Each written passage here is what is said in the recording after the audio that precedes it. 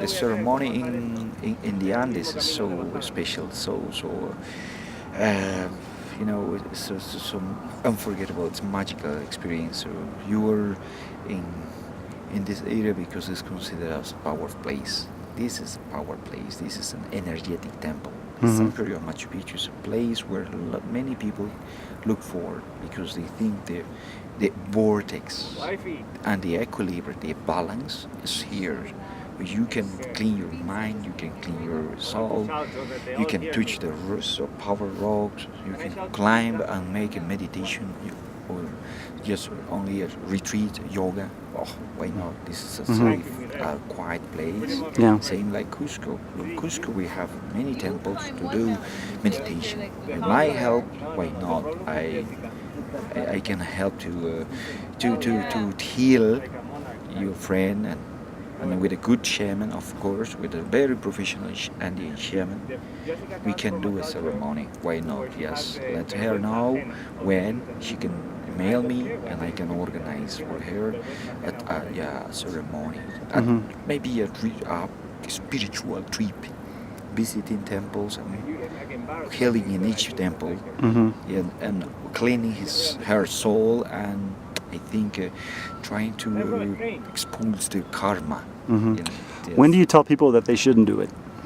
Well, well, usually for those people who have some, addictions, addictions for alcohol. I think those who are mostly for women when they're pregnant, they can take the ceremony, or if they have maybe a sick physically, or like epilepsy, or people Mhm. with heart attack, they or if they are not feeling good.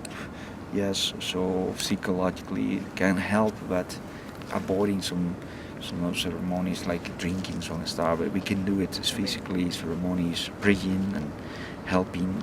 Yes, yes. And then, well, even if they if they drink alcohol and they have the ceremony at the same time, it's too bad. It's Mhm. no recommend.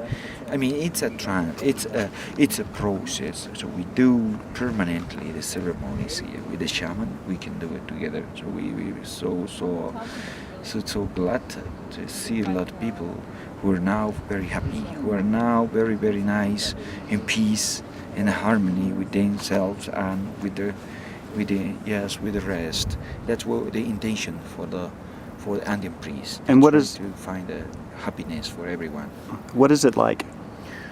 Ooh, well, the experience is just nice when you see after, yes, the ceremony. But if you try the classic ayahuasca, it's so, well, it's a strange, honestly, the flavor and that.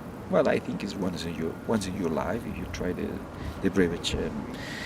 Yeah, so it's very funny, but helps, honestly helps. This is so in every culture. I think shamans have different medicines. So here in Peru, ayahuasca is considered a sacred plant, a vine that the shamans have to use for healing. So they consider ayahuasca as a sacred medicine, not as a drug that other people look for. Of course, will taste maybe strange the first time, but after, oh, it's really good. And then what do you experience? Ooh, well, I try many times ayahuasca, so yes, a beautiful experience. You can first feel that your body is controlled by this plant. It's gonna control your mind. It's gonna make you feel hallucinations because the ayahuasca. It's a drug, but depending who can try it. If the shaman give you, so you will feel a medicine inside your body, in your body, the inner soul. It's going to react, and so it's going to transform to you. It's like you look for visions, so you can see the present, the past, and future. This is exactly the effect of the ayahuasca. Takes depend how much you have. If you have a glass or two, the effect can take more, can be longer. It could take 3-4 hours, and it's usually taken in the night time because it's the best time to relax the body, the best time to pray, to be so to comfortable, because in the daytime it's, I think, the good, yes, because everything is moving, and the night is so quiet, good for the body. And you said that there's some bad shamans? Yes, unfortunately, that's what happened nowadays. So, well, Cusco is so touristic, and so many visitors come looking for this medicine, but they go to the wrong places. They look for a fake or false shaman, who is normally a person who wants to take your money, and he's going to betray you, or sometimes going to abuse sexually. That's what happened with the girls who don't know about these ceremonies, or if they go to the wrong man, to the wrong place, they will be harassed, and it's illegal in Peru, the sexual harassment, of course, penalty. So they can complain, and in the case they have this kind of abuses. But of course, if you go to the good place, to the right place, so you will have a good experience, very safety, and it's gonna be unforgettable. Okay. So we have different shamans. So shamans from the jungle and shamans from the mountains. Mhm. And they do different ceremonies, because according the area where they live, they can use the ingredients for ceremonies. Unfortunately, in Cusco and mountains, we don't have too many trees or vines of ayahuasca. That's why, so for a good ayahuasca ceremony, we have to call in advance to our shamans. In the cases we want a good shaman, we can send money or pay his flight, because they live far away from Cusco. They live in Iquitos, they live in Pucallpa, so they live far. So we can just pay the flight. They can come from home taking the ayahuasca, the right one, and do the ceremony here. Or in this case, the client can go to their houses too. That could be another good way.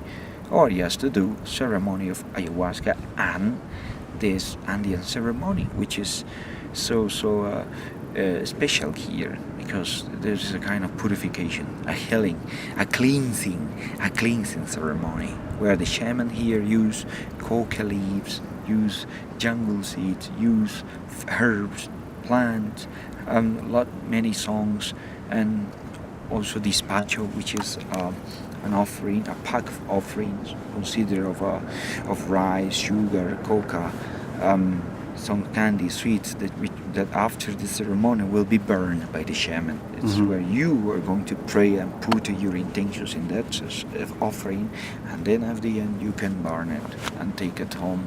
Yes, the memory. That's just the other type of ceremonies the shamans do in the mountains. So different than the jungle shamans do. There are many ceremonies in Iquitos? Yes. So Iquitos, Pucallpa, Puerto Maldonado. Well, the Amazonian jungle is nowadays considered as the land of its jungle shamans, the land of jungle ceremonies.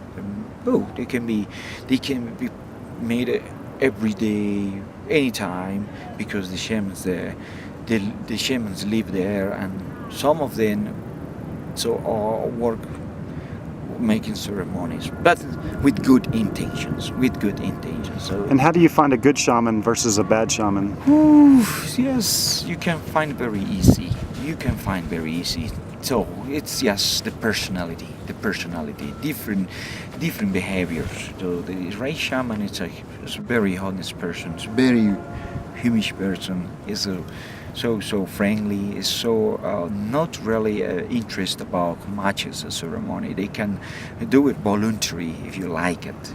They can do it just free if you like it, but of course, the sensibility after you get a ceremony is like, he spent time, he spent some money to buy these offerings. Of course, at the end, people find that, right shaman, he didn't know how much it could cost, but we can give him our volunteers. It's really good support for them. But in this case, the bad shamans do raids.